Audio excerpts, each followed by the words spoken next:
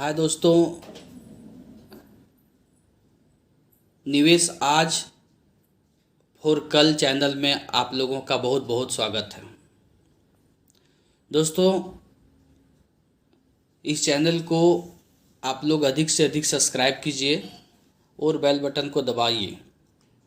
इसमें एक से एक क्वालिटी वीडियो डालने वाला हूं मैं, और आप लोग को अच्छे से अच्छे वीडियो तभी मिलेंगे जब इसको सब्सक्राइब करेंगे।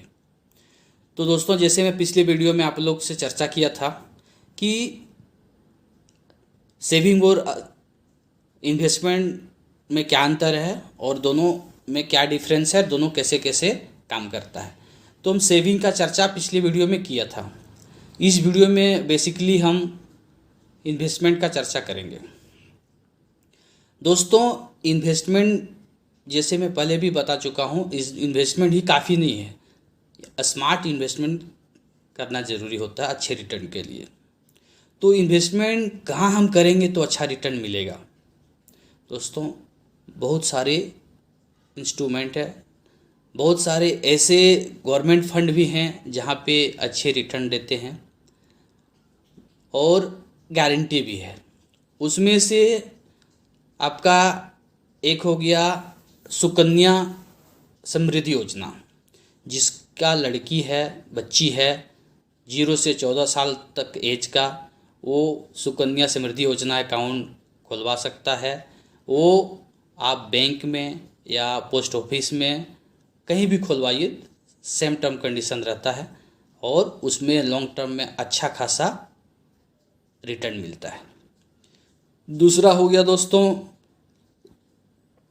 पीपीएफ भी बैंक में या पोस्ट ऑफिस में, दोनों में से कहीं भी खुलवा सकते हैं। जनरली सभी बैंक में पीपीएफ खाता खुलता है।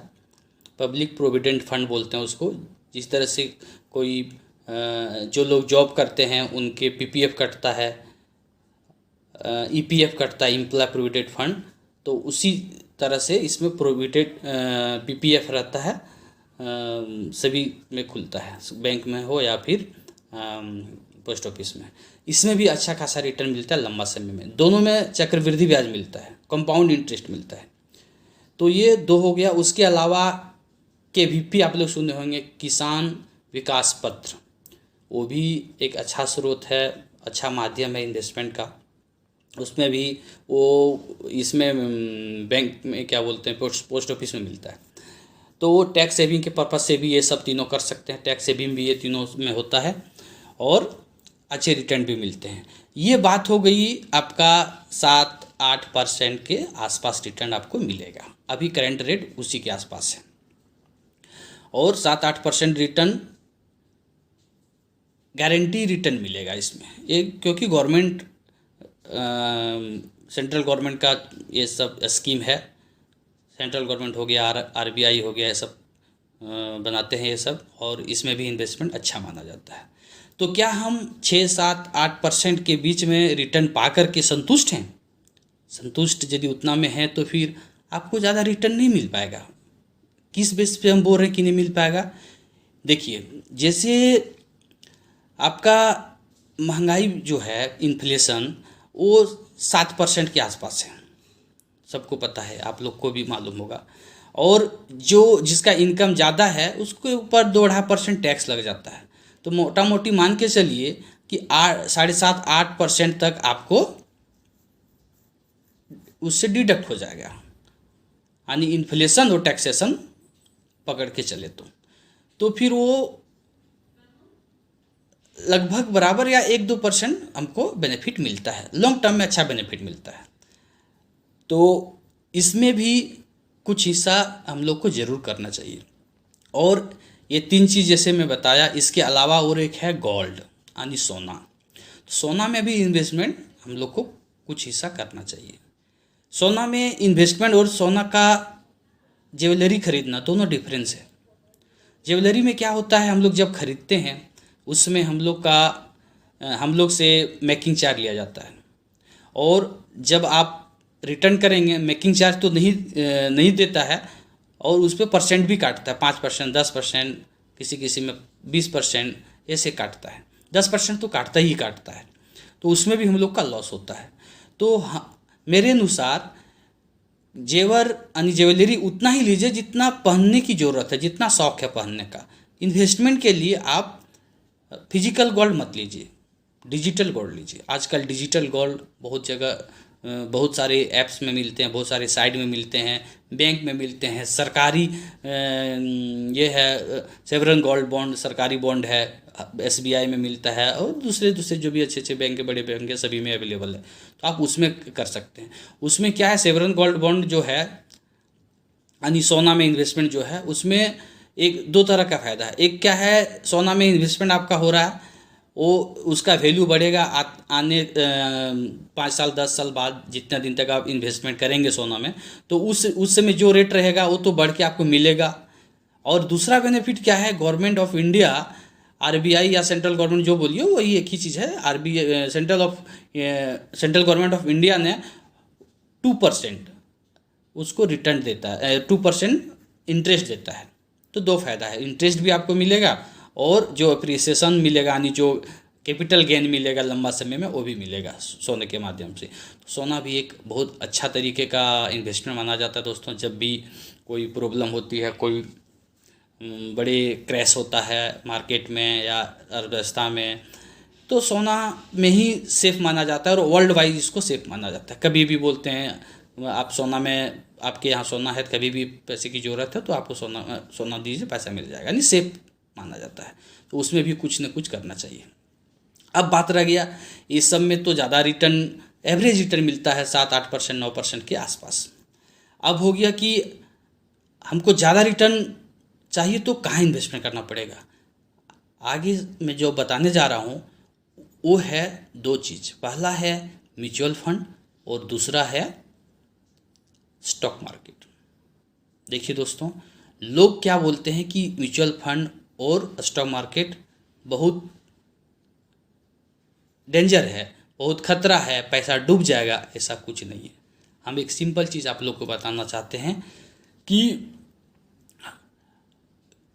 तैरने नहीं जानिएगा और आप समुद्र में कूद जाइएगा तो डूबिएगा ही, डूबना ही है। तो यदि हमको तैरना सीखना पड़ेगा तभी तो हम समुद्र में कूद सकते हैं। तो आप पहले तैरने सीखिए। इस चैनल के माध्यम से दोस्तों आप लोग को हम अच्छे से अच्छे चीज़, अच्छे से अच्छे जानकारियाँ देंगे एजुकेशनल पर्पस से, और आप लोग सुनिए, सीखिए और उसके माध्यम से आप लोग इन्वेस्टमेंट करिए। आप लोग को पैसा अच्छा बनेगा लॉन्ग टर्म में। तो यदि सही तरीका से, सही ढंग से इन्वेस्टमेंट यदि किया जाए म्यूचुअल फंड में और गिने चुने स्टॉक मार्केट में, अच्छे स्टॉक में, जिस स्टॉक का रिकॉर्ड अच्छा हो, जिसका बिजनेस अच्छा हो, उसमें आप करिए तो उसमें अच्छा रिटर्न मिलेगा। ऐसे ऐसे स्टॉक है दोस्तों कि CAGR मोर देन 50% रिटर्न दिया है, मोर देन 50% CAGR। मतलब CAGR समझ रहे हैं आप लोग, कंपाउंड इंटरेस्ट, मोटा मोटी आप लोग समझ लीजिए इसका। और जो म्यूचुअल फंड हैं वो भी 18%, 20%, 25% तक रिटर्न देता है लॉन्ग टर्म में। और 15% से यदि ज़्यादा रिटर्न दे दिया लॉन्ग टर्म में, 10-12 साल, 15 साल, 20 साल में, तो बहुत होता है दोस्तों। वो रिटर्न 1-2 महीना में, 1-2 दिन में, 4 दिन में समझ में नहीं आता है, लेकिन यदि 15% का CAGR रिटर्न दे दिया तो बहुत होता है। कंपाउंड एनुअल ग्रोथ रिटर्न होता है CAGR रिटर्न। तो CAGR रिटर्न आपको 15%, 18%, 20% भी लॉन्ग टर्म में दे दिया तो करोड़ों का प्रॉपर्टी बन जाएगा, करोड़ों पैसा इकट्ठा हो जाएगा। तो ये स्मार्ट इन्वेस्टमेंट का आज हमें दोस्तों तरीका बताया, स्कीम बताया, कौन कौन सा स्कीम है। आगे वीडियो में दोस्तों मैं ये बताऊंगा कि किसमें कितना कितना परसेंट करना चाहिए, कितना रिस्क लेना चाहिए। मीन्स कि ज़्यादा रिस्क तो ज़्यादा रिटर्न, ज़्यादा रिस्क लेंगे ज़्यादा रिटर्न मिलेगा, कम रिस्क लेंगे कम रिटर्न मिलेगा। तो कितना परसेंट हमको फिक्स रिटर्न में इंस्ट्रूमेंट में डालना चाहिए, कितना परसेंट हमको म्यूचुअल फंड में डालना चाहिए और कितना परसेंट हमको स्टॉक मार्केट में डालना चाहिए, और सभी का जो रिटर्न मिलेगा 10 साल, 15 साल, 20 साल बाद, तो हमको कितना परसेंट मिलेगा। और बहुत लोगों का ये क्वेश्चन रहता है कि सर मैं 10 साल में, 15 साल में, 20 साल में 8 साल में करोड़पति बनना चाहता हूँ तो हमको कितना इन्वेस्टमेंट कहाँ कहाँ करना पड़ेगा। तो अगले वीडियो में दोस्तों मैं वो भी चीज़ बताऊँगा। तो दोस्तों हमारे इस टाइप के वीडियो पाने के लिए, देखने के लिए नोटिफिकेशन आप लोग को ज़रूरी है। नोटिफिकेशन तभी मिलेगा जब हमारे चैनल को सब्सक्राइब करेंगे और बेल बटन को दबाएंगे। दोस्तों आगे वीडियो देखने के लिए हमारे चैनल को ज़रूर सब्सक्राइब करें और बेल बटन को दबाएं। हम अगले वीडियो लेके आएंगे जिसमें हम परसेंटेज वाइज बताएंगे कितना कितना परसेंटेज किस इतना जो मैं ये बताया स्कीम, इसमें कितना कितना परसेंट करना चाहिए और उसका रिटर्निंग क्या मिलता है लंबे समय में। दोस्तों वीडियो अधिक से अधिक शेयर कीजिए, चैनल को सब्सक्राइब कीजिए और लाइक कीजिए। थैंक यू, धन्यवाद।